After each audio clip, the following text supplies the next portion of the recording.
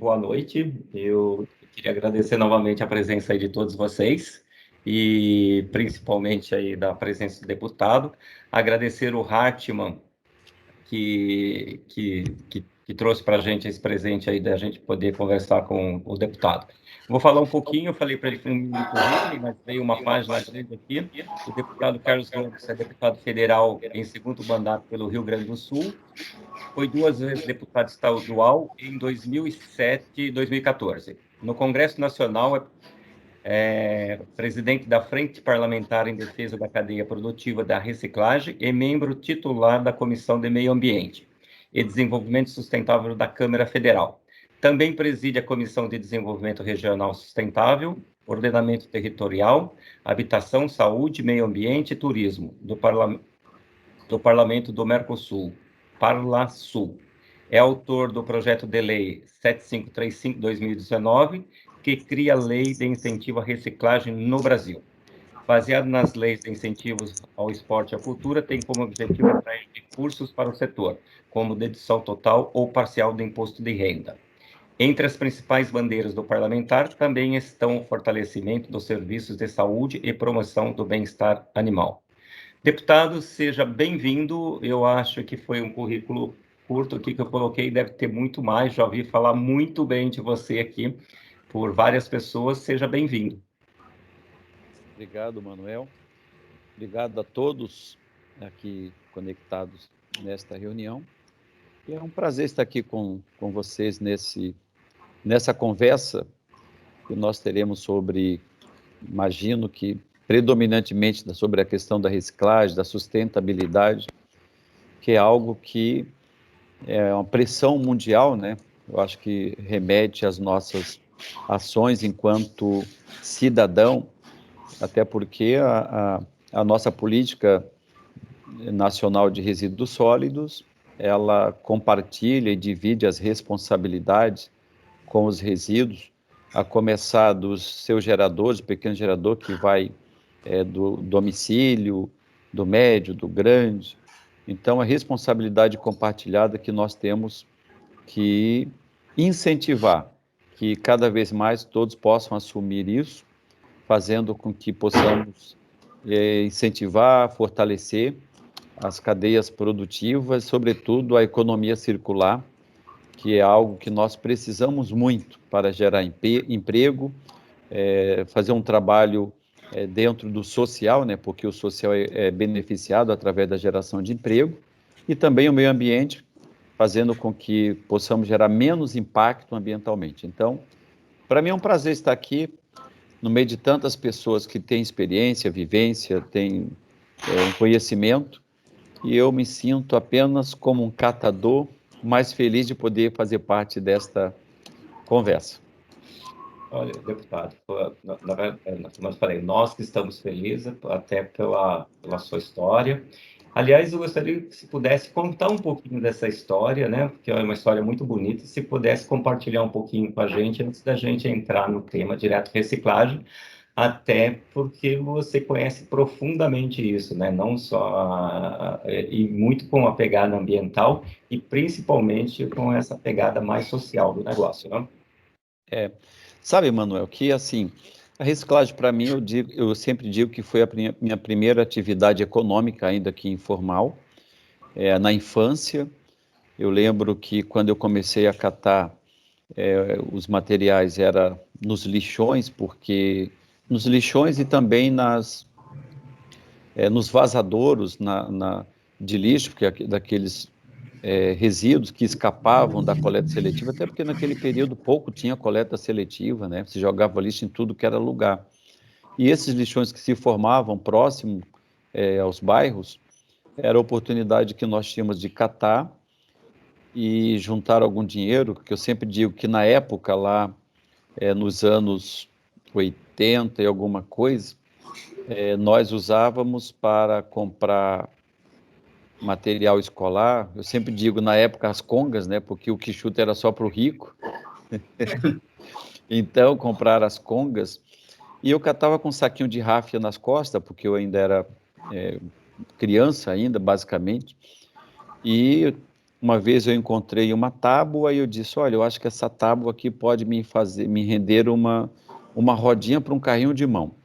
Aí fui a um conhecido chamado Seu Milton, à época, um marceneiro, que em uma das mãos lhe faltavam 2 dedos, porque a serra elétrica já tinha decepado 2 dedos, e eu perguntei, Seu Milton, essa tábua tem como fazer uma roda para um carrinho de mão? Porque a situação era tão difícil que sequer um carrinho de mão eu tinha condição de comprar para poder carregar esses materiais. E ele, na época, fez uma tábua e eu consegui envolver com uma borracha de pneu para poder reduzir impacto. Peguei um caixote de maçã, que era bem reforçado à época, não era esse caixote de maçã hoje tão frágil, né? Era mais reforçado. E eu fiz um carrinho de mão, Manuel, para poder tanto carregar material reciclável, como também, aos sábados, fazer feira. Eu fazia o feira com as pessoas as senhoras que tinham que fazer compras e não podia carregar tantas sacolas, e eu fazia a feira com ela. Ela ia fazendo as compras, colocava no carrinho de mão, e eu levava até a casa dela, e ela me dava ali um dinheiro. Eu acho que já era um Uber adiantado, entendeu? Já estava criando um Uber. Mas já tinha um, como é que se diz, um espírito empreendedor, né? Pois é, então assim, e algumas senhoras me davam dinheiro e falavam assim, você já comeu hoje? Às vezes eu trabalhava tanto que não dava tempo de comer, também não tinha dinheiro para comer. E aí eles tiravam ali, arrancavam ali uma banana da penca do carrinho, ou me davam algumas frutas para eu voltar comendo, porque eu tinha ali na época meus 9, 10 anos, então basicamente eu era uma criança que estava trabalhando em busca de sobrevivência. Então, meu primeiro contato econômico foi mais ou menos nessa idade e foi com a reciclagem. Então, uma coisa que eu carrego para a vida porque faz parte da minha vida, da minha história, da minha infância e que hoje, mais de 40 anos depois, chegando tanto à Assembleia no Rio Grande do Sul, na Assembleia Legislativa, como também na Câmara dos Deputados, isso me veio à memória que eu tinha uma dívida com essas pessoas de ajudar o máximo que eu pudesse, tanto no viés catador, como também a empresa, porque eu não consigo enxergar um viver sem o outro, eu não consigo enxergar o trabalhador sem o empresário sem o trabalhador. Eu penso que a empresa que é a grande, que mais demanda, né, esses materiais, que compra e aí estimula os catadores. Então, é uma cadeia que se autossustenta. Então, nós precisamos alimentar toda essa cadeia como um todo e não ter uma visão única, exclusiva de um setor da reciclagem, de forma isolada. Eu acho que a visão tem que ser sistêmica para que todos possam se fortalecer e assim fortalecer a cadeia como um todo. Eu estou resumindo um pouquinho da história porque é muita coisa.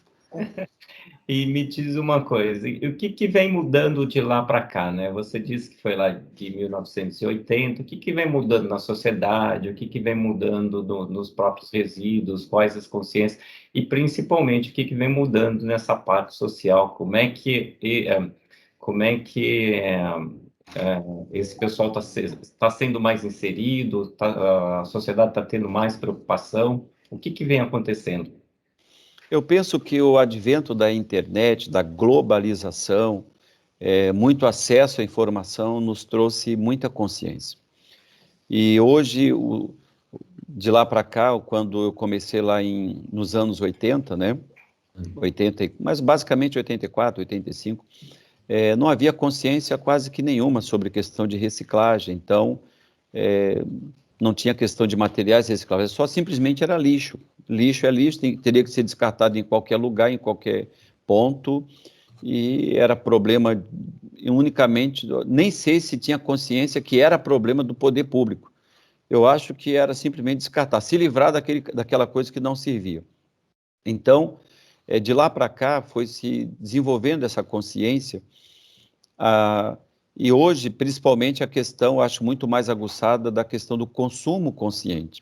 Eu acho que o consumidor está muito consciente, cada vez mais preocupado em querer saber de onde vem, como é fabricado, como é gerado, como é produzido esses alimentos, se tem alguma preocupação sustentável, ambiental, de bem-estar animal também, isso também engloba isso, bem-estar animal, de que maneira isso é produzido.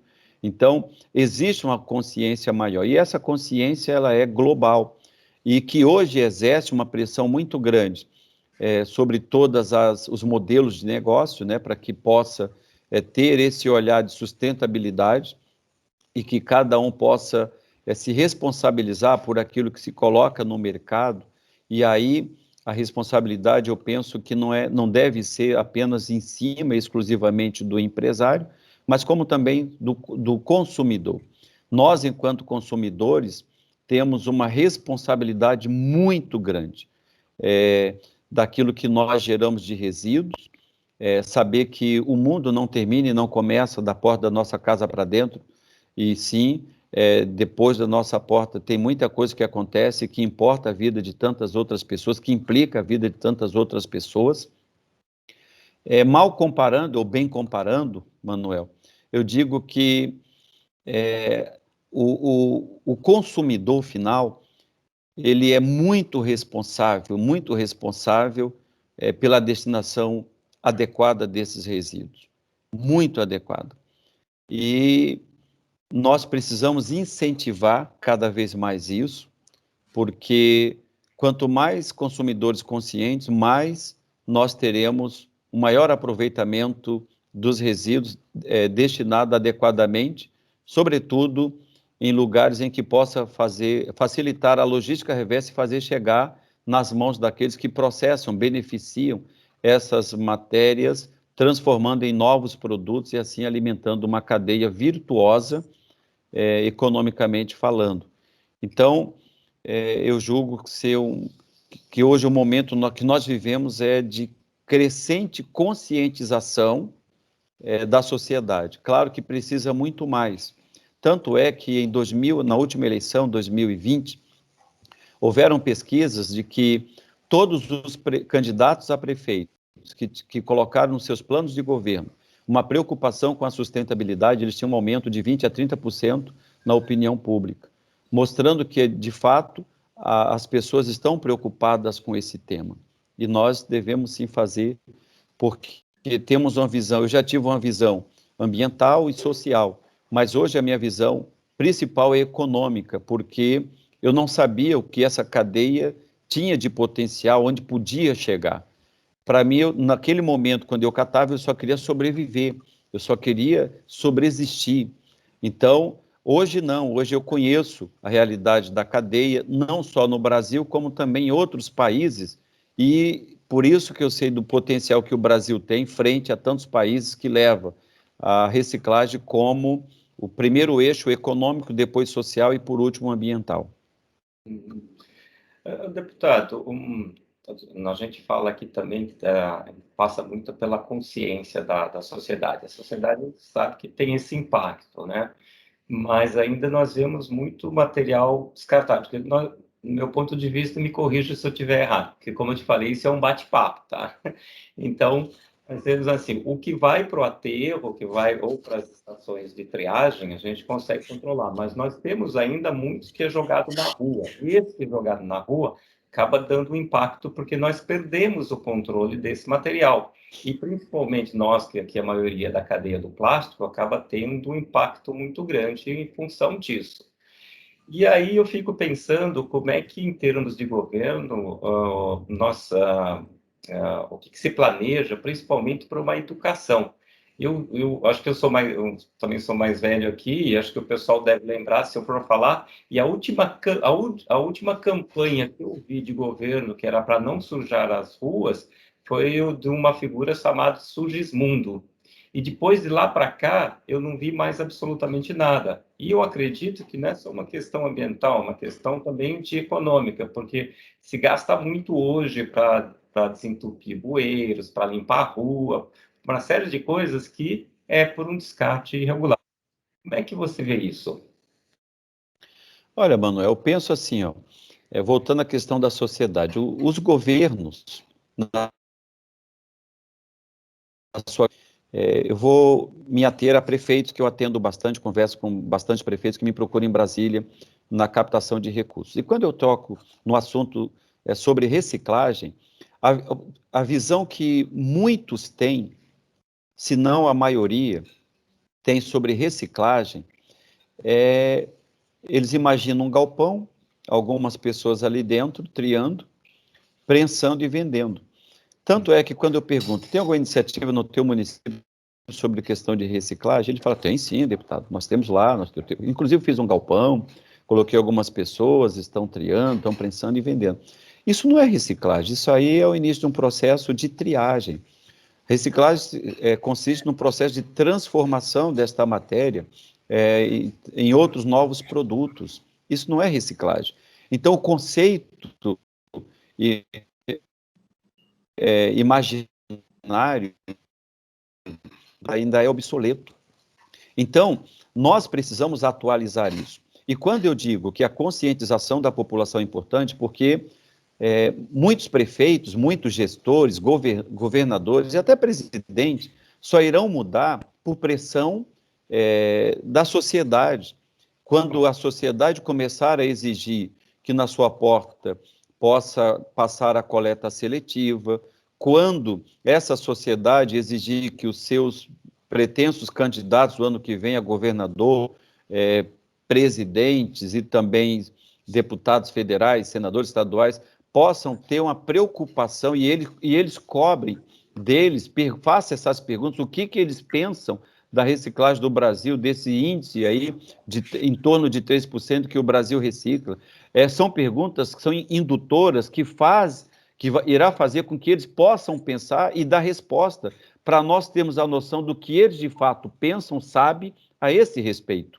Porque se não tiverem consciência plena ou mínima do que é a cadeia da reciclagem, eles ainda irão continuar pensando que reciclagem se limita a um galpão, com mínimo ou quase nada de estrutura, com algumas pessoas ali triando basicamente na informalidade, que lá na frente irá acessar o BPC.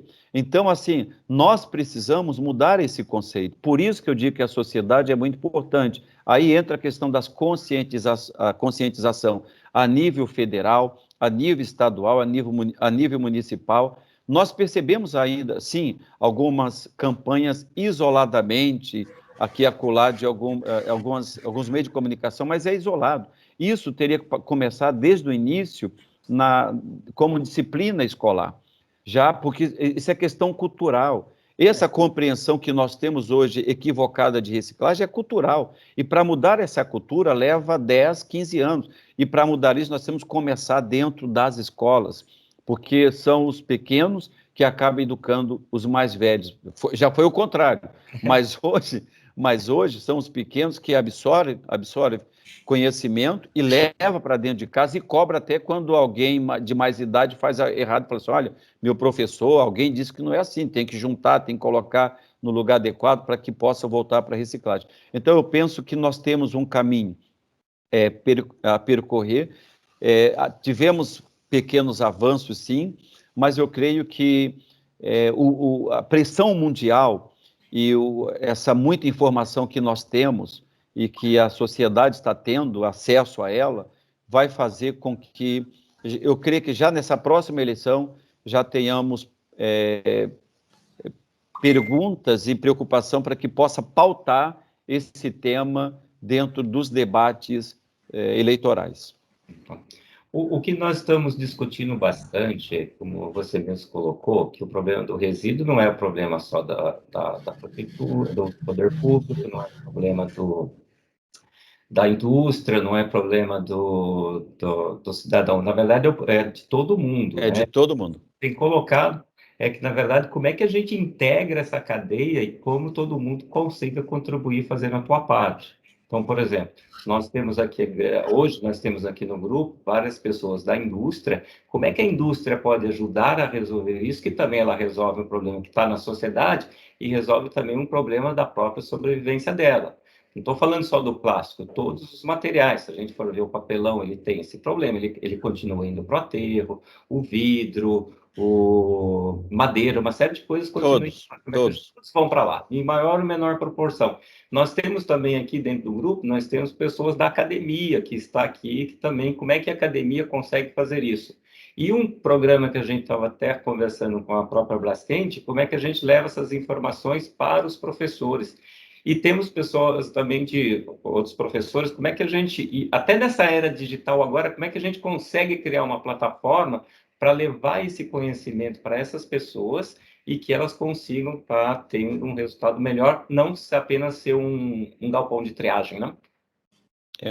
Eu penso assim, Manuel, por exemplo, nós já temos alguns exemplos, ainda que não sejam plenos, mas eficientes.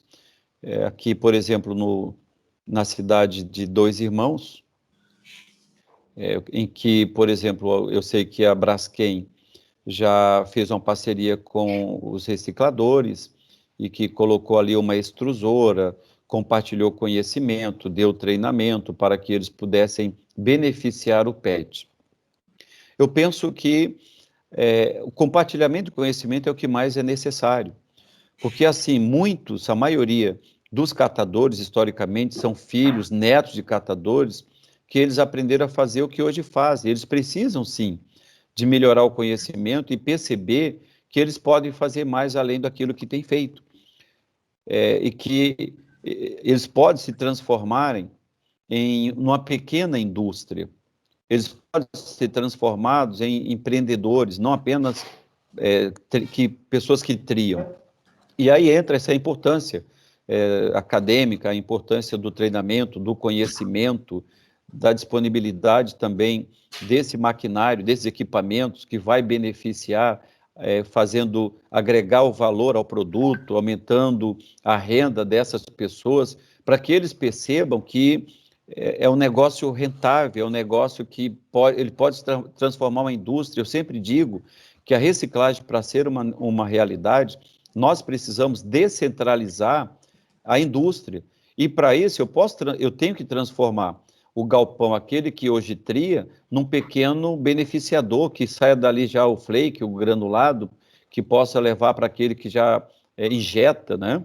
Que tem as injetoras para transformar em produtos finais. Ou daqui a pouco, como nós visitamos lá em São do Gero, e o Luiz estava junto, o Hatman, em que nós visitamos uma pequena indústria em que chegava lá apenas ráfia, ele só beneficiava ráfia, lembra disso, Luiz?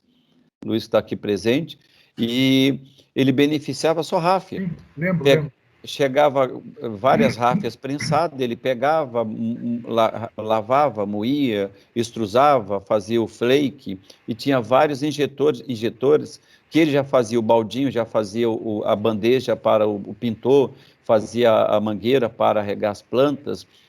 Ou seja, chegava a ráfia prensada e saía produto acabado para as lojas. Esse é o meu sonho para todas as cooperativas, que eles adquirem esse conhecimento e se liberte, sejam livres de ser operador de apenas uma ação, que é o início da cadeia, mas que eles possam fazer muito mais e se tornem empreendedores, empresários.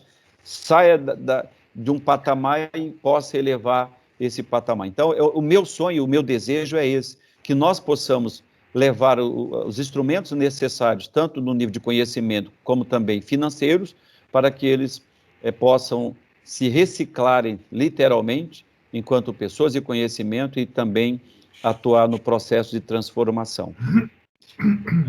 Eu acho que está muito em alinhamento com o que nós vem discutindo com algumas empresas, com algumas pessoas do setor, e eu acho que ele está muito próximo.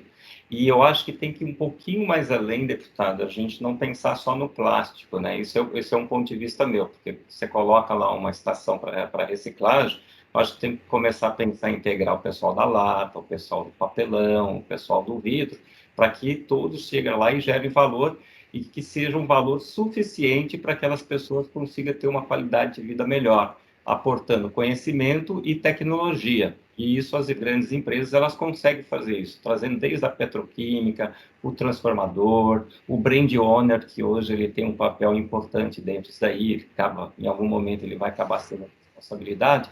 Então, para a gente começar a construir isso e fazer essa plataforma de conhecimento. Eu acho que isso, a gente precisa saber o seguinte, como é que nós podemos ajudar nisso, né? Tomar essa liderança para que consiga viabilizar, né? Mas, Manuel, eu digo assim, hoje muitos setores estão tomando iniciativa, sabe? Enquanto perdurou a coalizão, e a coalizão, durante muito tempo, na minha opinião, ela tolhiu as iniciativas de setores, tá? Porque para ter um acordo setorial, tu tinha que ter o aval, basicamente, da coalizão de todos os setores, que era inviável. Hoje basicamente tu obter um novo convênio no CONFAS, se tem que ter tem que ter aprovação absoluta. Não existe aprovação absoluta. É para não aprovar. Uma coisa é a maioria, outra coisa é absoluta. Então, hoje, muitos setores estão avançando. O vidro, o plástico, o alumínio, vários setores estão avançando. Mas por quê? Porque deram um passo à frente. Não, eu vou fazer a minha parte. Agora, o que eu penso que realmente falta é instrumento financeiro. Primeiro, nós temos que uniformizar as alíquotas de impostos para quem recicla. Primeira coisa é essa, tanto de ICMS como PIS, COFINS, os tributos federais e estaduais, sobretudo estadual, que pesa muito. Depois, criar instrumento de financiamento. E aí entra um projeto que todos nós estamos trabalhando, que é o projeto de Lei de Incentivo à Reciclagem do Brasil, em que as empresas poderão destinar 2% da sua receita líquida para um fundo, e também o CPF, quem tiver CPF e quer doar também pode doar 6%, e aí sim, nós vamos poder investir naqueles que realmente querem, precisam desses investimentos, tanto na aquisição de conhecimento, como também de tecnologias para transformar. E aí sim, nós podemos diversificar novas plantas da reciclagem do vidro, do alumínio, do PET, do papelão, ou seja, de todos os setores. E que nós sabemos que está no momento aquecido, com desabastecimento da matéria-prima virgem, aí houve uma procura muito grande pelos materiais recicláveis. Então, só que, infelizmente, a indústria ainda é muito centralizada no Sudeste, Centro-Oeste, Sul. São poucas indústrias que reciclam. Por exemplo, nós tivemos no Dia do Meio Ambiente a participação aí do empresário que é o maior reciclador de isopor do Brasil. Só que ele tem que buscar isopor de todo o Brasil. Ele poderia descentralizar, colocando uma planta em outras regiões do país para estar mais próximo, né, de onde se junta esse material, transforma na borra, enfim, moe e extrusa. Só que está muito distante e tudo isso encarece o custo de produção, de transformação da logística reversa. Então, nós precisamos dessas coisas. Eu acredito muito, muito mesmo. Ainda ontem eu estive com o vice-presidente da República, Hamilton Mourão, pedindo para ele apoio para esse projeto da reciclagem, porque nós queremos mudar a realidade do Brasil e levar dignidade para um setor tão nobre, tão importante do ponto de vista econômico, social e ambiental.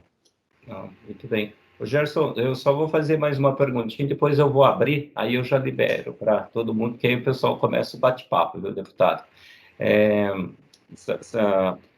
Uma observação que eu queria fazer, que eu tenho sentido, tá?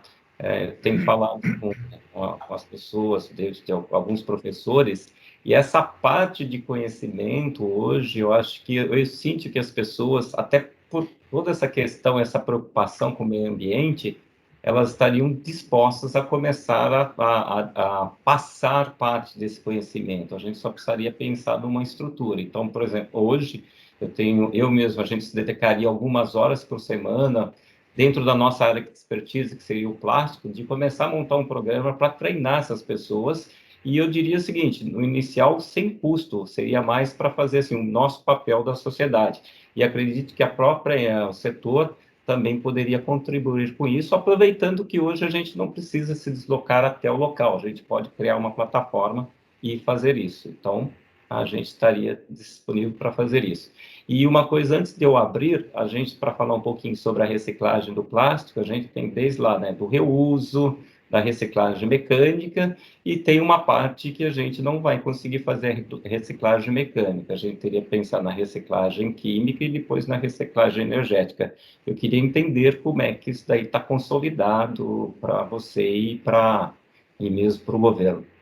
E como é que quando a gente fala isso também para o pessoal, para os catadores, se eles verem isso como uma ameaça ou como uma sinergia, se a gente pudesse, ao invés, como você estava falando, se a gente for fazer um sistema descentralizado, nós vimos na semana passada de criar condomínios, né, para você fazer isso dentro dos condomínios, onde que você faz tudo isso. Com relação ao uso desses materiais para o sistema energético, que é importante, eu penso que tem que desmistificar, primeiro, Manuel, porque na cabeça de quem vive do material, ele acha que quando fala em energia vai queimar tudo. Não. Entendeu? Não, vamos queimar tudo, vão deixar a gente sem nada, não vão respeitar a nossa política nacional de resíduos sólidos, não vão respeitar os 3 Rs. Então, esse é o medo deles. Mas quando se deixa bem claro que reutilizar, reduzir, reutilizar e reciclar, e só usar para a geração de energia aquilo que realmente foi sobra da triagem, foi sobra entendeu? Então você começa a tranquilizar. Então, deixando isso claro, eu penso que não há problema algum, até porque hoje nós temos mais de 3.000 lixões. Nós temos muita coisa para reaver, nós temos que recuperar tudo isso. Então, tem muito trabalho, tem coisa para todos. O que nós precisamos é deixar bem claro o papel de cada um, a função de cada um, né, o quinhão de cada setor, mas tem muita coisa. O Brasil gera, segundo a Brelp, em torno de 80 milhões de toneladas por ano. Então é muita coisa, dos quais 97 está indo para lixões, aterros controlados ou seja, que às vezes aterro controlado e lixão, pouca coisa difere, mas então é muita coisa que nós estamos poluindo, e segundo também outras pesquisas, dizem que o Brasil gasta por ano, em torno de 1 bilhão e 300 milhões para cuidar os brasileiros que adoecem por má gestão de resíduos sólidos. Nós tivemos há pouco tempo o lixão da estrutural a 12 quilômetros do Congresso, e segundo os especialistas, que é onde tem um lixão que bate o vento, aonde o odor chega a doença, chega bactéria, chega problemas respiratórios. Então, ou seja, o Brasil hoje gasta em torno de mais de 1 bilhão, 1 bilhão e 300 milhões para curar os brasileiros que adoecem por má gestão dos resíduos sólidos e não investe isso para fazer as boas práticas. Então, nós precisamos avançar nesse setor, e eu penso que tem como atuar com vários modelos, várias plantas, respeitando a nossa lei de resíduos sólidos, para deixar claro para os nossos catadores que o que se pretende fazer, gerar energia, não é com o material nobre que pode ser reciclado. E é verdade, só para complementar esse modelo, quando a gente fala de uma reciclagem, de uma pirólise, é um investimento mais baixo, que inclusive pode ser operado por eles.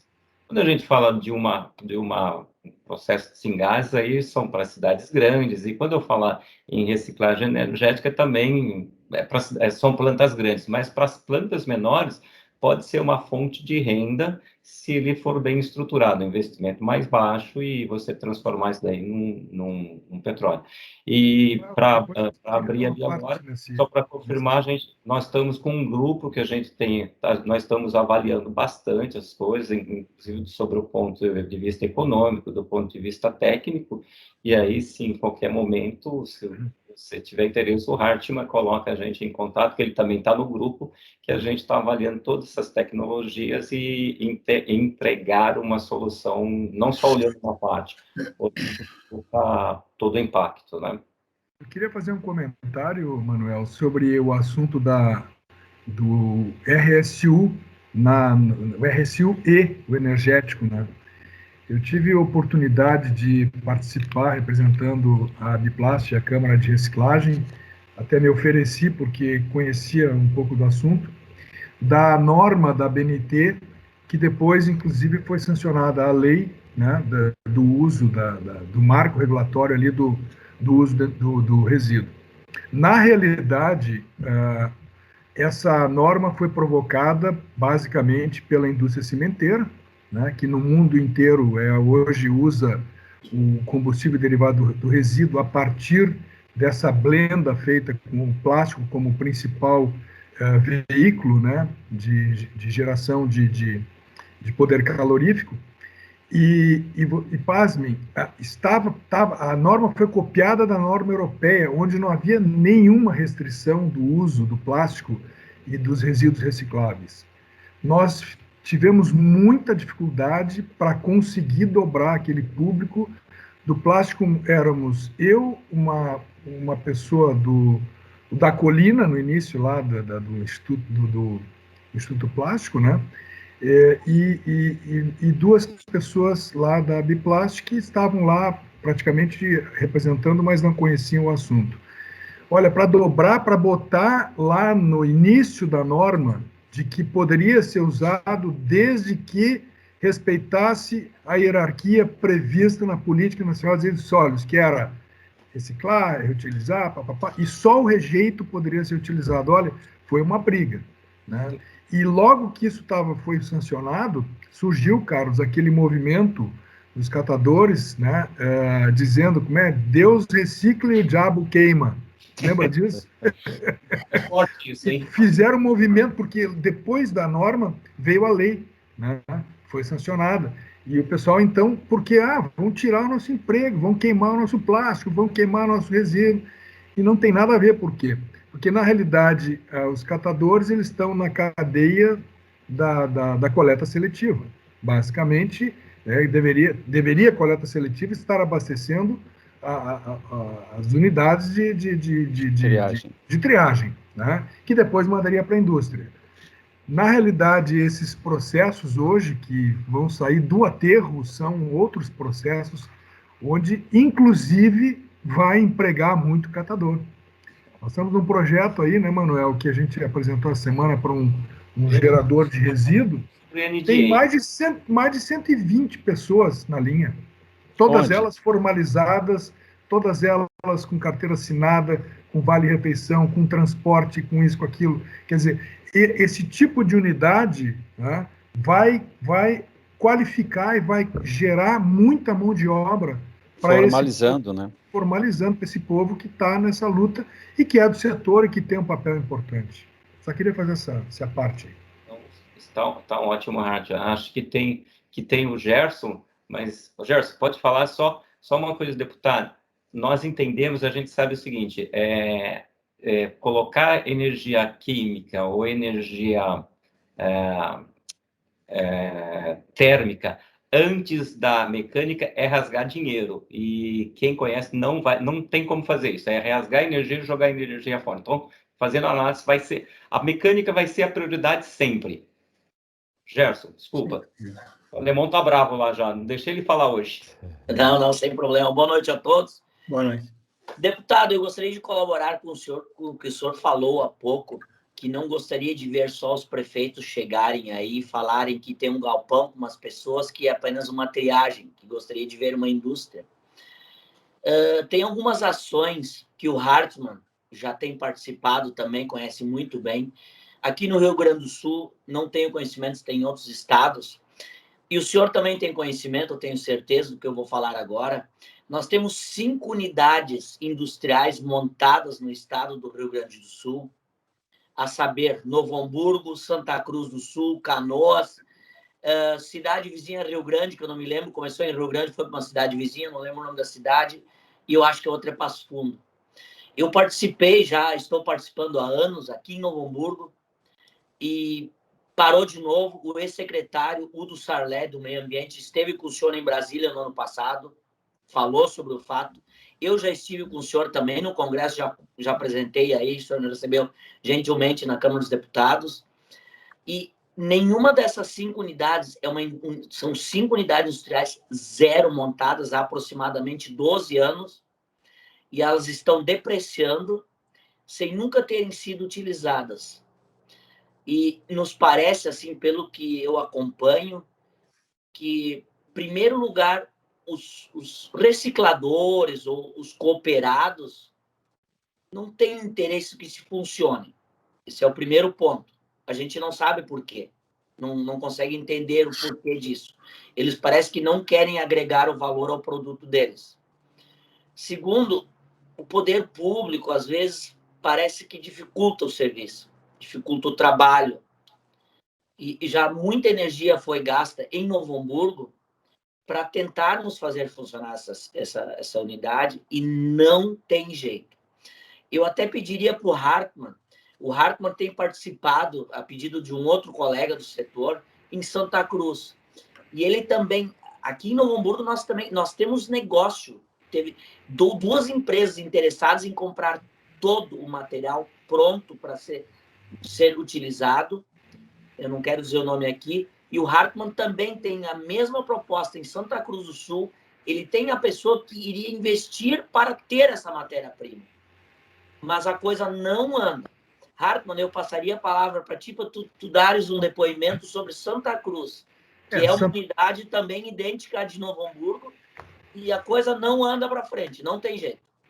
O início do negócio foi mal planejado. Foi instalado, foi entregue uma unidade para fazer 1.500 quilos por hora de PET, que seria equivalente a 30 toneladas por dia, e o município entrega no máximo 5 toneladas por mês, tá? Chega na unidade. Então, quer dizer, planejamento zero. Quem investiu foi o Ministério do Meio Ambiente, que é dono do equipamento. Hartmann, me dá uma parte. Em Novo Hamburgo a situação é um pouco diferente. Novo Hamburgo aqui é uma cooperativa montada, chama Coopeticinos, de diversas cooperativas da região. De São Leopoldo até Nova Petrópolis, Campo Bom, Portão. Então, aqui teria material suficiente. Sei. Talvez lá não. Ok. Lá a expectativa era pegar mais municípios, né? Mas o que se fez? Nós fizemos uma investida, até com o apoio do Simplast, né? Com empresários da região, e fomos lá fazer uma vistoria, ver se tinha algum plano, alguma saída. De cara me surgiu, dei uma ideia de trazer algum empresário do setor que tivesse interesse em participar do negócio. E houve um interesse, fizemos um início de uma intenção em que um empresário investiria, nesse momento, mais de R$300 mil para botar em funcionamento, porque motores ficaram parados, peças enferrujadas. Lá não houve muito desvio, mas eu sei que em outros lugares houve roubo de equipamentos, enfim. E onde é que parou o negócio? Parou o negócio no seguinte: ele, inclusive, poria o material lá, pagaria a utilização do equipamento, né, e compraria aquilo que fosse gerado lá nos municípios, né, e poria material e pagaria pelo beneficiamento do material, inclusive colocando gente para treinar, para operar e tal. Onde é que parou? Até hoje não resolveram a questão quem é o dono do equipamento. O município não quer assumir o equipamento, porque tem medo que depois tenha que prestar conta para o Tribunal de Contas, porque vão roubar, porque vai sumir. Esse é o medo. O prefeito fica com medo que, se ele assume uma coisa dessas, ou que ele não tem total controle, se amanhã depois sumir o equipamento, ele vai ter que prestar conta. Então tem uma série de entraves aí, e a cooperativa está muito bem organizada, bem estruturada, tem presidente, tem inclusive engenheiro ambiental, por quê? Porque eles também fazem a coleta seletiva do município. Eles têm um trabalho extra lá. E é uma coisa grande. Mas, enfim, o impasse está nos entraves públicos, né? O assunto praticamente ficou dependendo da troca do prefeito, trocou o prefeito. Já me ligaram 50 vezes perguntando como foi, como não foi. Então tá, vamos tocar agora, o senhor que está coordenando. Não, só estou dando uma ajuda aí, né? Mas tudo bem. Ô, deputado, convite era Hartmann, para tomar o vinho. Agora eles estão te colocando para trabalhar. Eu perdi o controle do negócio, hein? o Hartmann, Manuel, deputado, Está no eu mudo. queria só fazer um comentário também, tá? Que é importante a gente saber, ter clareza, o que aconteceu, que se colocaram cinco unidades de reciclagem em cidades diferentes do estado. Esse material, por exemplo, como o Hartmann disse lá em Santa Cruz, para coletar uma quantidade absurda, que eu acho que nem as cidades no entorno conseguiriam coletar, né? E esse material ia ser levado para o Uruguai, para do Uruguai ser mandado, já beneficiado, para Minas Gerais. Tá? Então, uma coisa assim meio absurda. Absurda, né? Deu um tilt aqui no meu computador, não sei o que houve. Mas agora voltou. Você está em dois lugares agora, Hartmann. Então é que o computador está acionando de novo aqui. Tá. Você me ouviu, Manuel? Eu ouvi. Então, é importante dizer o seguinte, desculpe, tem 5 unidades com equipamento. Eu vi uma dessas unidades com o Gerson, com bons equipamentos, né? Tudo legal, e não se consegue andar, não vai para frente. É uma coisa de maluco um negócio desse. Então, é um dinheiro parado, atirado, né? Uma proposta muito legal, muito interessante, mas que não vai para frente. Bom, me permite fazer uma parte aqui, que assim, são duas coisas que a gente pode pensar nos problemas pontuais, ou que veio, ou a gente começar a discutir assim, a ideia de ver o conceitual do que a gente estava trabalhando hoje e como é que ele faz. Esses são projetos pontuais que eu acho que vale a pena a gente dar uma olhadinha, ver que errou, para não continuar errando daqui para frente, né? Por isso que eu comentei. Por isso que eu comentei, Manuel. Justamente por isso, para saber o que aconteceu, para que a partir de agora a gente tenha um outro posicionamento dentro desse conceito que você está falando, exatamente isso. E o conceito que eu vejo hoje, nós estamos assim, tem uma sociedade que quer que isso aconteça.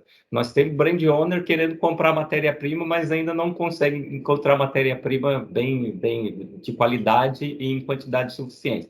Nós temos um batalhão de pessoas lá que estão vivendo com baixa renda, que poderia a gente melhorar muito a renda deles e trazendo valor para a cadeia. Como é que a gente consegue? E tem muito conhecimento dentro das escolas, das academias que estão disponíveis hoje para chegar a fazer. Nós temos um cenário muito bom para conseguir fazer isso, a gente só não está conseguindo integrar. Isso que dá como é que fala assim? Tem tudo para acontecer, mas a gente ainda dá uma patinadinha, né? Que eu acho que vai mudar. Mas como é que a gente consegue acelerar isso, né? Eu penso, viu, Manuel?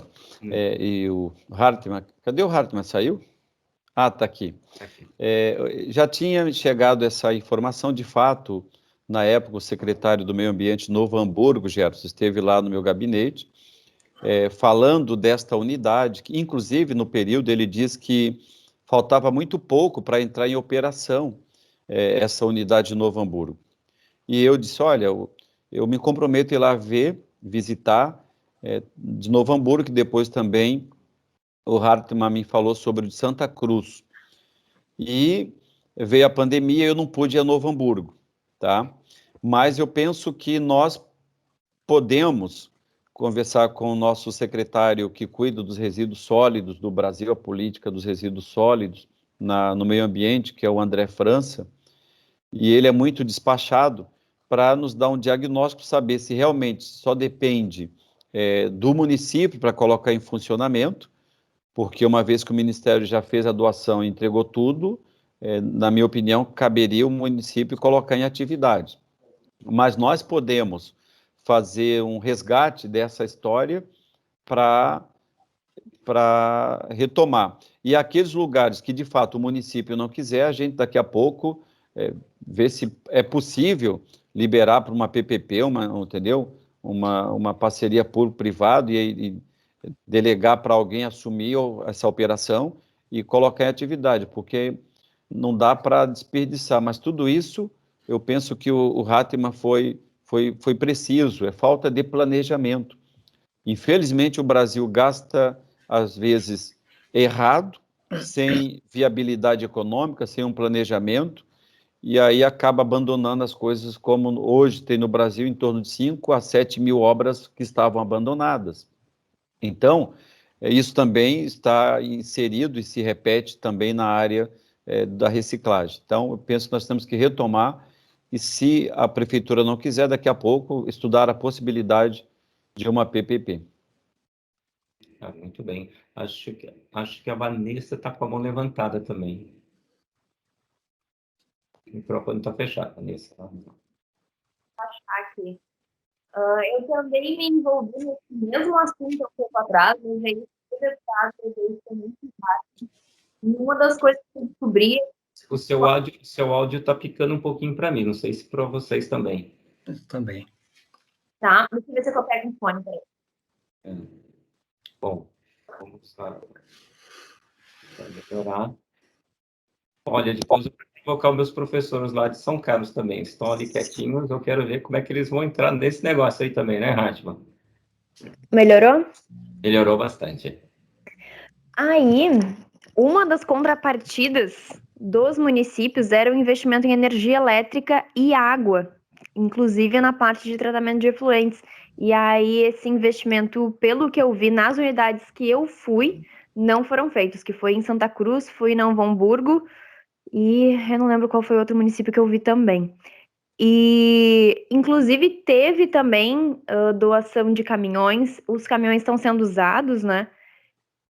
O que eu vejo do conhecimento que eu tenho das cooperativas também, tá? Se for fazer algo onde todos vão contribuir com a matéria-prima e um vai processar, é muito importante que esteja bem amarrado como isso vai ser feito, porque já vi redes de cooperativas se desfazerem e enfraquecerem justamente por essa falta de planejamento de como vai ser, os custos da operação com quem fica, se vai ser compra de material ou se vai juntar tudo e depois dividir os lucros, sabe?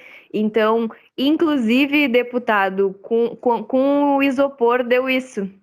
Tinha uma máquina em um local e várias cooperativas levavam seu isopor para lá, né? Processava, fazia a borra e tá, mas e o custo energético da minha cooperativa? Eu não posso dividir todo. Então, esse planejamento não foi feito no início e gerou essa... Opa! Alterou aqui a... Não é? O que alterou aqui? Eu não mexi em nada. Tá entrando aqui? Ué, foi você, né? Não fui eu. Tô bem quietinho aqui. Manda aí, botou o seu WhatsApp aí. Não. Temos um hacker aqui. Mas é o seu WhatsApp de quem? Pronto. E aí, essa é um pouco da minha experiência, até me coloco à disposição para trazer essas cooperativas e até, se eu puder, de alguma forma ajudar, né? Porque muitas das lideranças eu conheço, tenho essa permeabilidade, me coloco à disposição para ajudar também nessa cadeia, porque eu acho que é bem importante que essas máquinas, né, comecem a funcionar e gerem renda e matéria-prima.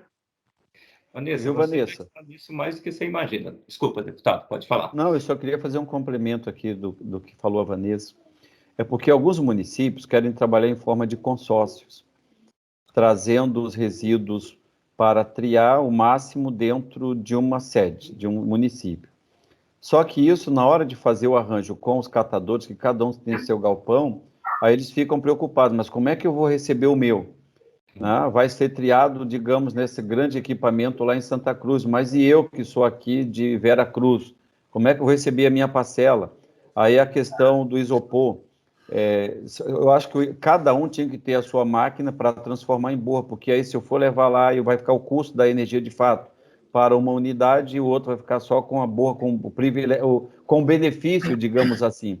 Então, de fato, tem que haver um planejamento. Se vai fazer um consórcio, o consórcio tem que ser pensado não só pelos municípios, mas também com as unidades de triagem, com o pessoal da reciclagem, para que eles possam ser inseridos dentro desse consórcio. E se não dá esse problema aí, de repente é por isso que muitas desses maquinários estão parados, porque na hora que o prefeito foi colocar em atividade, que percebeu que ia receber o resíduo de vários municípios, ia criar essa distorção na divisão dos recursos dentro da reciclagem, de repente foi por isso. Eu estou chutando aqui, não estou dizendo que foi, mas de repente é um dos motivos pelo qual deve não ter avançado.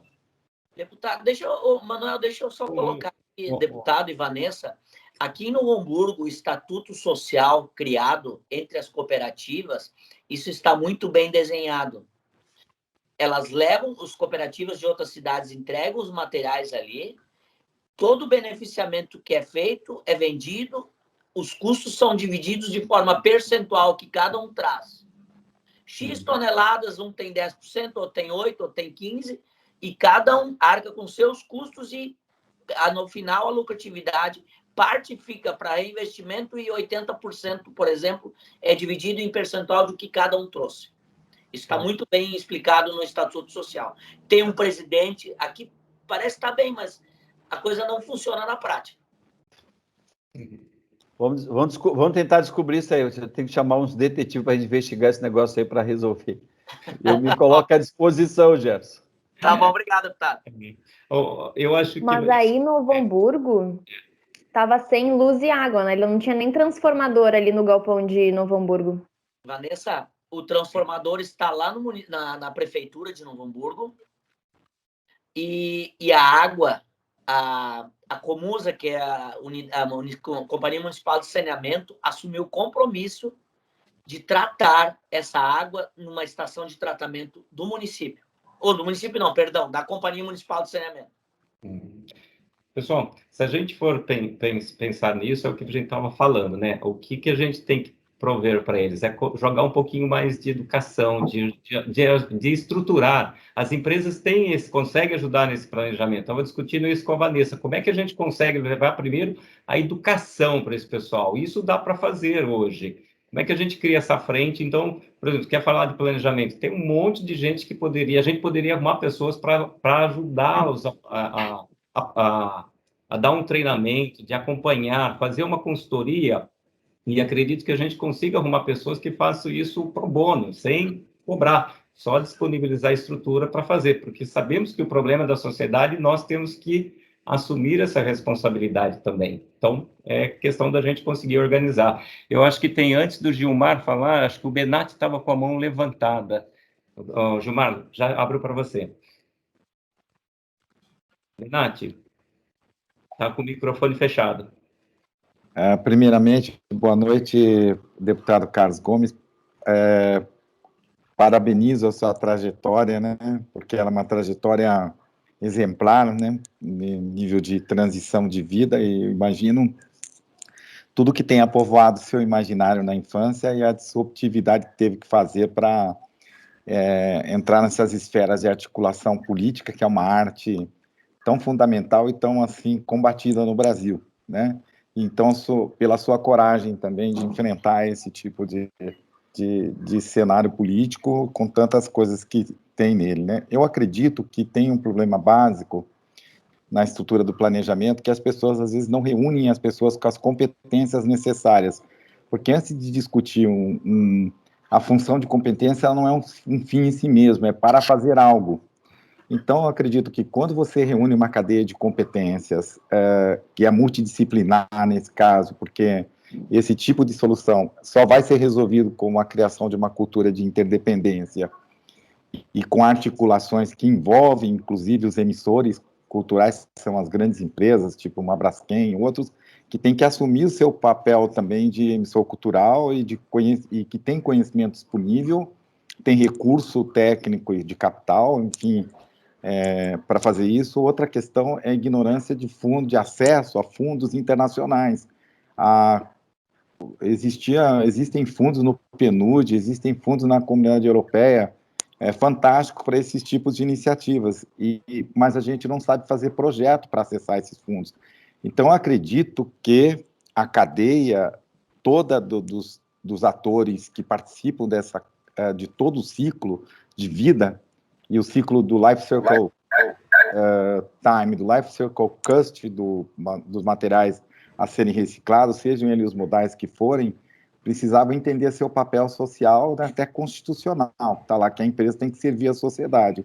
Então, há um problema de cidadania empresarial também, e há um processo complexo de não reunir as competências necessárias, inclusive a delas é encontrar o modelo de factabilidade econômico-financeiro que que a comunidade que nele se envolva se revigore e consiga se sustentar daquele modelo e crie uma autonomia em relação aos sistemas de amparo iniciais, né?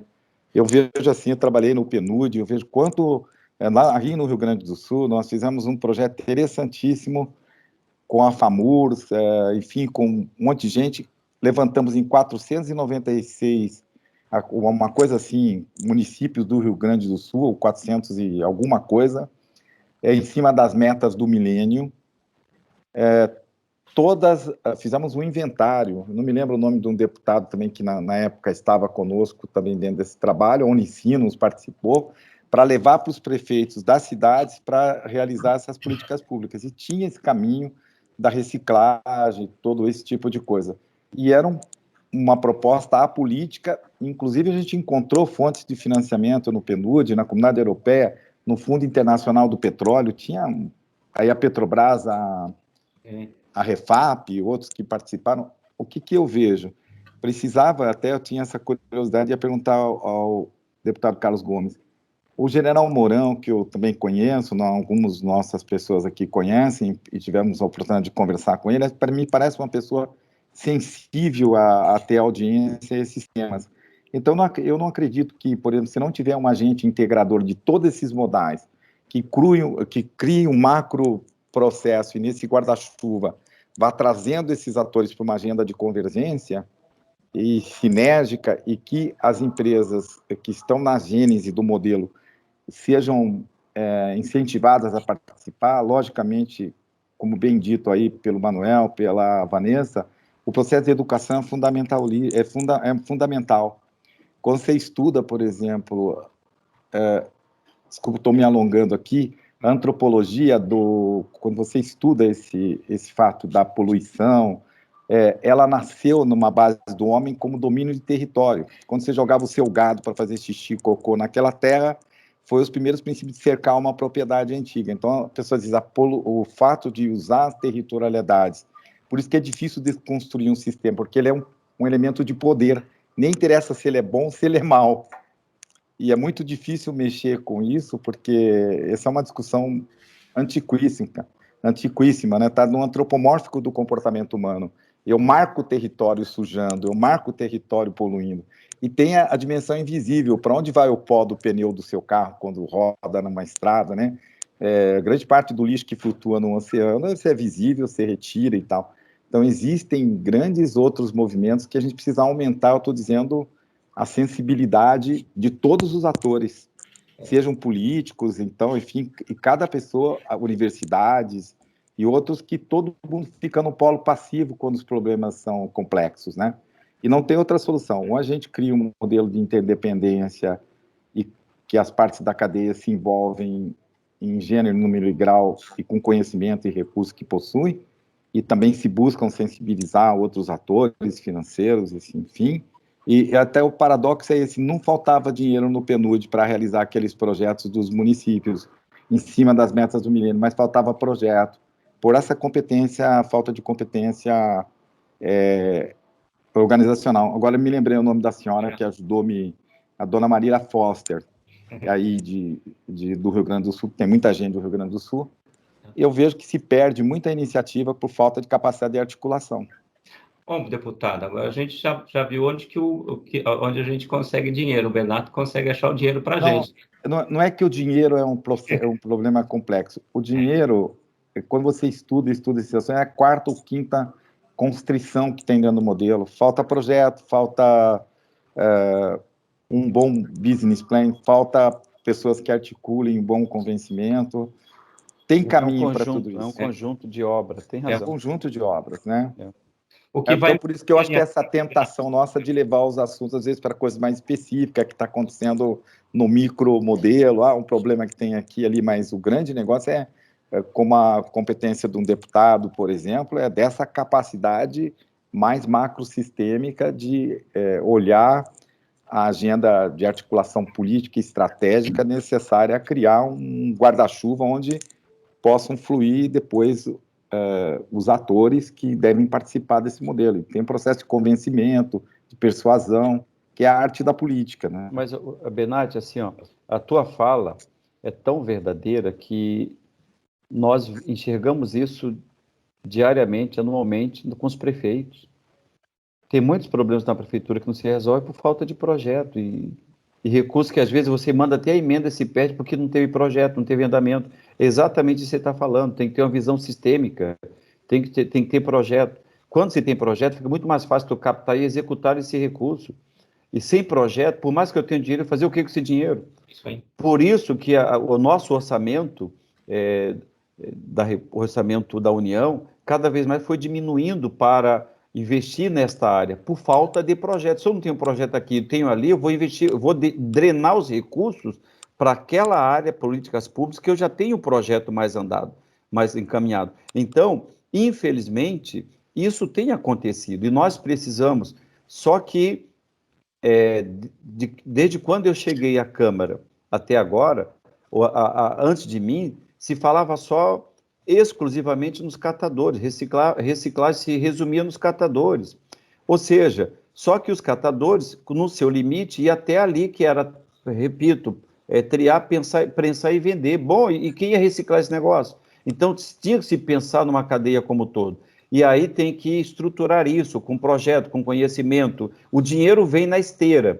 Agora, só o dinheiro por si só, de fato, eu concordo com o Benatti, não resolve nada, porque é só um dinheiro. É verdade. E o que a gente tenha feito, estava pensando um pouquinho com relação a como estruturar isso. Que acho que tem uma perguntinha do Gilmar agora. O Gilmar está com o braço levantado. Daqui a pouquinho também a gente vai começar a encerrar com o deputado. Muito bem. Bem, com bastante objetividade. Acho que tem um áudio aberto. Muitas ações, né? Eu já tinha dito que a ideia era não nem nos focar muito na bike, no desafio da bike, porque Simara, que muita está coisa com o acontecendo ao mesmo tempo. Mas aí eu, como eu entrei um pouco de Simara. comunidades novas, eu... Peraí, fechou. Primeiro, meu nome é Gilmar Almeida Nogueira, eu estou superintendente aqui do Sindiplastas. O nosso presidente Jaquilei manda um forte abraço aí para todos, em especial ao Gerson, que ele é amigo pessoal. E eu não quero cometer um erro aqui diante de tanto conteúdo maravilhoso, importante e relevante, principalmente para nós aqui no Espírito Santo, que estamos ainda no processo de aprendizado aí da reciclagem. Mas eu quero aproveitar a oportunidade e parabenizar o Manuel, que tem feito muitas provocações aí que nós precisamos construir uma pauta nacional. Aí eu vou repetir o que ele falou: Gilmar, nós não precisamos defender. Quem defende é porque está sendo atacado. Nós precisamos arranjar uma alternativa para nos posicionarmos em nível nacional. Naturalmente, incluindo todos os sindicatos, a Abiplast, enfim, todas as entidades interessadas em defender essa pauta. O Alfredo, parabenizar pelo excelente congresso, extremamente importante. Já estamos utilizando aí o congresso para a nossa Semana do Plástico. Eu quero destacar o deputado, nós precisamos do senhor aqui no Espírito Santo. Se eu puder transferir o domicílio eleitoral do senhor para cá, nós seremos muito gratos diante disso. E eu quero já ser um pouco mais provocativo. Eu agradeço ao nosso amigo Manuel. Aí a gente precisa olhar até com um pouco de romantismo para esse momento bonito. Quem diria, né, Manuel, a gente está reunindo tanta gente qualificada num momento para discutir um ato de coletividade, um preocupar com o próximo. Então, eu vejo isso muito bonito, esse momento aqui. Então, eu fiquei aqui observando, viajando. Aqui conosco, né, que isso nos deixa muito feliz. E eu nem vim, eu estava querendo, porque senão eu ia perder um pouco o foco, mas eu me ative aqui ao que está sendo dito. E hoje nós tivemos uma pauta com o governo do Estado e com o município maior aqui do Espírito Santo, que é a Serra. Eles estão preocupados, interessados em tratar dessa pauta. E o importante, o que o professor Benatti falou, é real em nível nacional. Eles falaram que tem dinheiro, e querem fazer a PPP aqui, mas não tem projeto. Eu faço um convite aí a vocês que têm expertise, quiserem vir investir aqui no Espírito Santo, as portas estão abertas. E no momento oportuno eu vou falar com o deputado que o senhor será convidado para a nossa Semana do Plástico também. Olha aí só. Mas obrigado por fazer parte desse grupo importante. Mais trabalho, hein, deputado? Pergunto se já tem um comitê lá pronto também, né?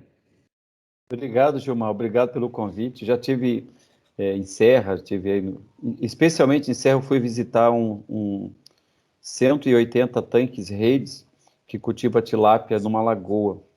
Um exemplo, a minha outra paixão é piscicultura, aquicultura, então eu estive aí visitando, comendo umas muquecas de tilápia, mas já recebi convites também para tratar da questão dos resíduos sólidos. Só não estou viajando mais por causa do momento, mas eu vou chegar aí com certeza com a nossa coordenadoria da região Sudeste, tá? Então, será um prazer a gente compartilhar de conhecimento, aprender um pouco mais com o local. Com certeza iremos. Só que eu não vou mudar meu domicílio, não. Vou ficar por aqui mesmo, porque estamos muito bem. Obrigado. Pessoal, estamos quase encerrando. Tem mais alguma pergunta? O pessoal lá de São Carlos não quer fazer uma pergunta? Perguntar como é que a universidade vai entrar nesse negócio? Boa noite a todos. Manuel, Carlos Gomes, Manuel já conhecia, Cassinelli me convidou para participar. Prazer conhecer os demais que estão aí participando. Eu estou aqui escutando, né? Escutando e pensando como seria possível, de alguma forma, se desse, se pudesse, se tivesse alguma coisa para contribuir, como fazê-lo, né? Eu até o momento estou aqui maquinando. Vocês certamente já tiveram inúmeras reuniões, estão bem afinados. Eu é a primeira vez, quase que caindo de paraquedas. Então é melhor eu ficar escutando quietinho, né? Fui provocado pelo Manuel, né? Senão estaria aqui quieto. Mas o sangue de italiano não deixa quieto, né? Não tem saída. E pronto, de qualquer maneira, então, obrigado pelo convite. O Cassinelli foi quem me convidou. Estamos à disposição. Todos sabemos que estamos numa situação um pouco diferente por causa da pandemia. A universidade está fechada. Nós estamos dando aula tudo pela online, aulas gravadas, uma dificuldade tremenda, mas estamos tocando. E se por acaso a gente puder participar de alguma forma, se vocês acharem inconveniente, por favor, nos convide de novo, que a gente terá o máximo prazer de participar. Obrigado, estamos à disposição. A provocação, só para contextualizar, o Sebastião Online, ele é de São Carlos, acho que foi a primeira universidade brasileira que surgiu de materiais e para a formação do pessoal da parte de plásticos, de polímeros, e é exatamente isso, a gente vai te chamar, pegar todo o teu conhecimento para a gente conseguir passar para esse pessoal, para eles conseguirem valorizar. A gente vai te chamar, hoje foi a provocação na frente do deputado para você ficar comprometido, né? Tá bom, ok, me pegaram pelo pé. Mas é um prazer, obrigado. Bom, a gente ia falar de uma hora e pouquinho, não sei se você já jantou, mas se você quiser fazer mais algum comentário, alguma coisa, se puder, o que depender da nossa cadeia, que a gente consiga ajudar, nós estamos fazendo esse processo de integração para entender desde o material que vem lá, desde o petróleo, as fontes de matéria-prima, o transformador, e até ele chegar lá depois no descarte, né? Não vai ser mais descarte, a gente começa a enxergar isso aí como fonte de matéria-prima ou energia. Nós entendemos bem claro que o plástico tem uma função muito importante na sociedade, que é transporte e proteção, onde que ele é mais utilizado, e nós tem que mostrar para a sociedade que depois de tido, não é só dizer que ele é reciclável, ele tem que estar sendo reciclável, porque ser reciclável não te gera resultado, a hora que vai gerar resultado é a hora que ele realmente voltar como matéria-prima para o processo. E existe uma parte muito importante disso, que são os catadores, as estações de triagem e a reciclagem, para a gente conseguir fechar o ciclo, né? Então... É para mim ou Manuel? Oi.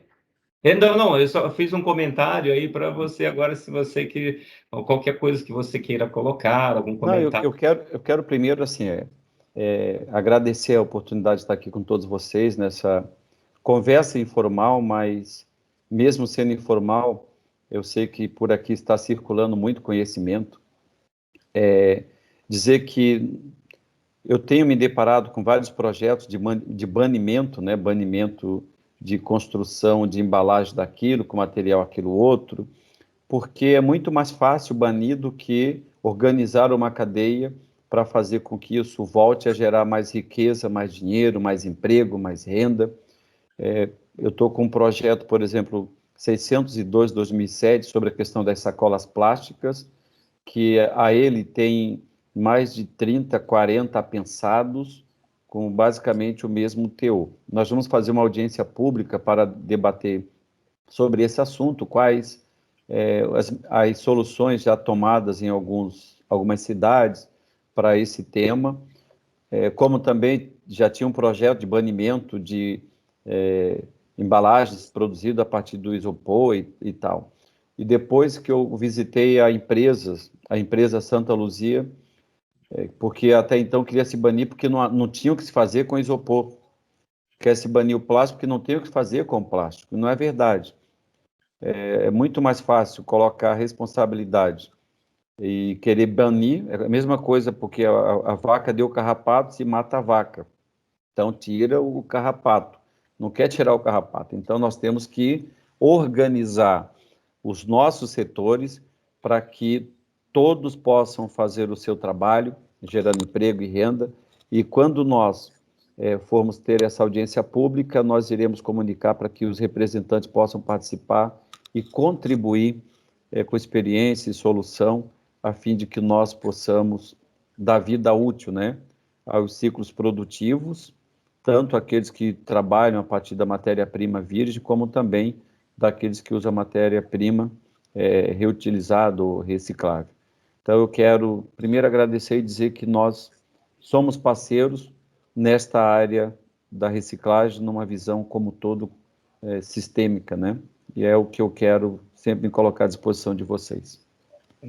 Deputado, eu acho que foi assim, excelente, fantástico. Acho que a gente tem aquilo, né, de trazer informação, trazer renda para essas pessoas e valorizar essa cadeia, porque a gente entende bem hoje, só que a gente acaba discutindo muito dentro do nosso setor. Nós conhecemos o plástico, mas a sociedade acaba não conhecendo o plástico, né?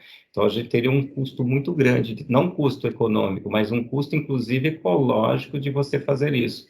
E o que nós temos conversando também, nós tivemos a oportunidade de receber 2 grandes operadores de aterro aqui, e eles não, de uma certa forma, eles veem o plástico hoje, o que chega no aterro, eles estão vendo como fonte de matéria-prima. Teve uma pessoa do aterro que falou o seguinte: eu estou com um grande poço de petróleo lá, que ele está imobilizado, e em algum momento eu vou utilizá-lo.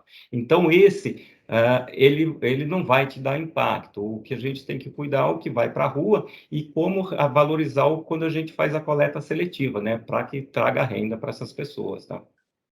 E aí também, como ele disse, pode contar conosco. O que a gente não souber responder, a gente acessa a nossa rede, acho que tem um monte, a gente tem feito aí um trabalho de colocar todos os profissionais, de criar essa rede mesmo, né, de todos os profissionais da área, todos os engenheiros materiais, os engenheiros químicos, os químicos, que possam responder de uma forma objetiva e correta para a sociedade, que trabalhando com análise de ciclo de vida para poder suportar isso. E a gente também tem que entender onde que faz sentido o plástico ser usado e onde não faz sentido. A gente vai ter que chegar a esse consenso, onde que ele é importante utilizar e onde que não é. E aí começar a dar subsídios para vocês que são legisladores, subsídios que sejam corretos para que se tome decisões corretas.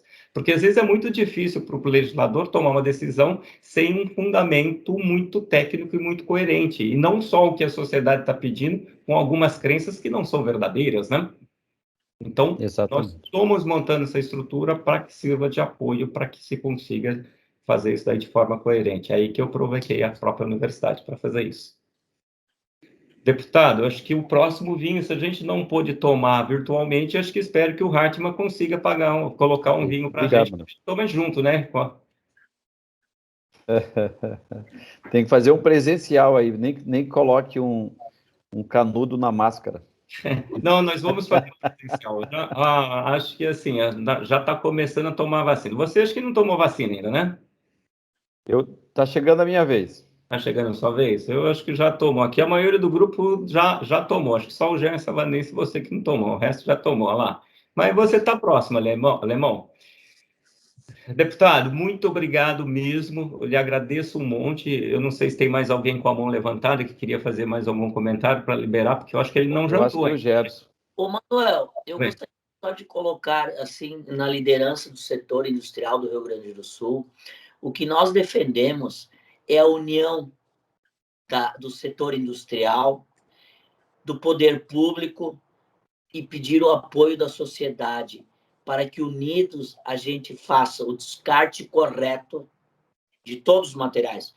Mas eu falo principalmente do plástico. Descarte correto para que esse material vire nova matéria-prima, vire um novo produto e feche assim a economia circular. Essa é a mensagem final que eu gostaria de deixar do setor. Eu agradeço a atenção do deputado, dos colegas. Muito obrigado pela oportunidade. Obrigado. Eu acho que é isso, deputado. E eu acho que também, como engenheiro de materiais, não pensaria só no plástico. A gente tem que resolver o problema de todos. Não adianta a gente resolver uma ponta da cadeia. A gente tem que trazer a solução para tudo isso. E considerar isso como fonte. Não vejo hoje material como bom ou ruim. Todos os materiais são bons desde que seja corretamente utilizado, descartado corretamente e que a gente consiga reintegrar ele ao ciclo novamente. Manuel, a gente vai aprender um dia que o custo da omissão é muito maior do que o custo do erro, né, e da inércia, porque com o erro até você aprende alguma coisa, mas com a inércia não, e com a omissão menos ainda, porque a omissão acaba diluindo o caráter, dilapidando a honra e no fundo, faz com que a pessoa não se sinta existir, né? E é um caminho há uma zona de omissão muito grande de muitos atores. Aqui não nominaria quem, mas todos nós temos uma parcela de omissão, por isso que as coisas estão do jeito que estão. E a gente precisa sair da zona de omissão e saber como pode entrar na solucionática e ajudar a resolver, porque crítica e oposições e não sei o que não levam à construção de cooperação. Até acredito, deputado, que precisaria ter nessa formação de educação uma forte ação em cima das competências antropológicas, que elas estão subdesenvolvidas.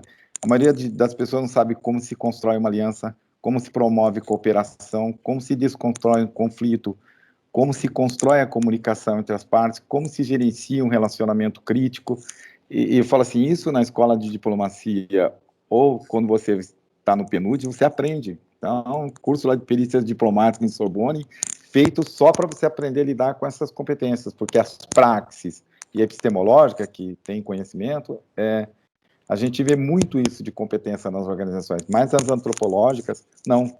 As pessoas não sabem construir cooperação, promover aliança, construir a comunicação, gerenciar um conflito, desconstruir o conflito, manter congruência entre o que fala e o que faz. Acredito que essas disciplinas deviam entrar no modelo de educação, fala para construir equipe. As equipes não nascem prontas, têm que ser construídas, né? E isso a gente fica achando que é um ato espontâneo, não, tem que ser provocado intencionalmente. E a gente fala isso sempre para o Manuel, se você quer mudar alguma coisa, tem que mudar o que as pessoas sabem. Eu até acredito que não exista um monte de gente, desculpa a expressão, sacaneando ou sendo subversiva ao processo, mas é um ato inconsciente, um monte de gente não tem esse ato consciente, e quando você, até o Einstein dizia, as pessoas que resolverão os problemas são os mesmos que o provocaram, apenas com outro nível de consciência sobre ele. E daí ninguém vai se omitir sobre isso. Eu acho que esse é um ponto fundamental, o custo da omissão, que tamanho é esse custo da omissão, e quanto a pessoa não se sente partícipe de um processo de solução. E como isso afrouxa os brios e o moral, inclusive, das pessoas, porque isso aí faz com que a estima do sujeito, e se a pessoa não vive assim para servir, ele tem muita dificuldade de fluir como ser humano, né? É por isso que eu elogiei sua trajetória. Não vive para servir, não serve para viver. Isso. Por isso que eu elogiei sua trajetória de menino, porque foi nesse menino que foi buscar nas ruas um caminho de, provavelmente, para ajudar os pais e a renda da família e a si mesmo, com o destino de poder estudar outras coisas. É esse tipo de criança que hoje é um deputado. E eu penso que o sonho numa cooperativa que nem a Vanessa está tocando, como a gente lá tem uma cooperativa lá de Latas, que tem 50 e poucas cooperativas, o meu sonho era ter, dentro dessas cooperativas, nascerem as competências necessárias à grande transformação. E daí eles nunca mais vão, provavelmente, viver a mesma coisa que viveram nossos pais. A gente tem exemplo disso, nós que somos imigrados, né? Nossos bisavós estavam no cabo da enxada, eram analfabetos, alguns e tal, e a gente está aqui, quer dizer, alguém atravessou o Atlântico e deu-nos essa possibilidade de homens brancos e negros que estão aqui nesse país, que atravessaram. A gente precisa olhar com respeito a essa ancestralidade e a luta deles. Eles nos puseram em pé. Eu acho que a gente tem que tomar um brio para esse tipo de conhecimento. Por isso que eu falei, se o General Mourão tem essa sensibilidade, ele me parece um homem bastante sensível, até onde as conversas mais intimistas, o Cassinelli já tivemos, ele é um homem equilibrado, ponderado e tal, mas não faz nada sozinho, mas ele pode, e a gente também não tem o direito de perturbar o General Mourão com mais problemas, mas trazer algumas soluções, né? Olha, está aí alguma solução e ajudar, porque... Acho que entra a nossa parte agora de fazer o planejamento e levar alguma coisa estruturada. Mas aqui a gente tem uma coisa que o Douglas sempre fala: sentou, sorriu, dividiu. Como você mostrou que você tem esse conhecimento, a hora que a gente for fazer um treinamento, a gente já sabe quem a gente vai pegar primeiro, né, Vanessa? Olha, eu acho tão impressionante que esse trabalho feito aí, porque eu estou vendo que tem muita gente do Rio Grande do Sul, feito, eu não me lembro o deputado, eu não me lembro mais, eu sei que acabou sendo prefeito de Santa Maria, alguma coisa assim, eu não me lembro quem era, mas a dona Marília, que era a viúva de um desembargador em Porto Alegre, se você movimentar uma análise feita em cima das metas do milênio, em 470 ou 96, não me lembro bem, municípios do Rio Grande do Sul, você traçar para todas as prefeituras por prioridade de concentração onde estavam essas. Nós trouxemos cursos para orientação de projetos, um projeto de trânsito que passou, que foi financiado, me lembro, pela Petrobras. E esse projeto, hoje, eu procuro na Unicino, se você procurar, você não sei nem onde está. Eu falei com a senhora, que já está muito idosa, falei, dona Marília, onde estão todas isso? Foram 2 anos e meio de investigação. A reunião na FAMURS, não sei se é esse o nome mesmo, dos prefeitos, não me lembro, e reunia lá os prefeitos, reunia lá os prefeitos, dava de bandeja para eles fazerem belas políticas públicas, mas a gente não conseguiu o nível de coordenação, porque também até o próprio deputado, que naquela época estava num polo de ser apolítico nessa relação, acabou sendo político e acabou vivendo a vida dele, como é natural, né? Não tem nenhuma observação nesse sentido de juízo de valor ou qualquer coisa dessa forma, mas foi um trabalhaço, 2 anos e meio, e dentro com a Unicinos mobilizamos gente de ciência, estatística, de geopolítica, enfim, de economia, de finanças, de jurídico, um monte de competências. Os estudos foram mostrados aos prefeitos, era, por exemplo, a bola assim, estava na marca do pênalti. O pessoal entendeu que o jogo era para lá e chutou a bola no outro lado do jogo. Mas eu falo, faltou competência nossa. Eu estava fazendo, era consultor da Braskem e fazia um trabalho voluntário, então não ficava aí no tempo todo, né? Mas foi um trabalho que eu acho que não tem outros caminhos. Outro estudo de vocação dos municípios. Se você estudar a vocação como a Europa fez, você encontra as matrizes de geração de receita e de renda mais ajustadas à vocação que a própria natureza propiciou àquele município. Né? Então, já morreram assim, esse processo de municipalização do turismo, as escolas de engenharia de turismo que precisavam surgir, essas áreas de educação para a área ambiental e de sustentabilidade precisam surgir como se fosse uma engenharia da própria a engenharia da economia circular, porque isso é uma engenharia bastante ampla e complexa. Precisava ter novas disciplinas e começar a investir, e sem a ansiedade de ser uma coisa de curto prazo. Verdade, Bernat. Bom, Mas gente, vamos lá. desculpa. Muito obrigado aí Senão pelo... daqui a pouco o deputado ele não aceita mais nem telefone nosso, né? Tá certo.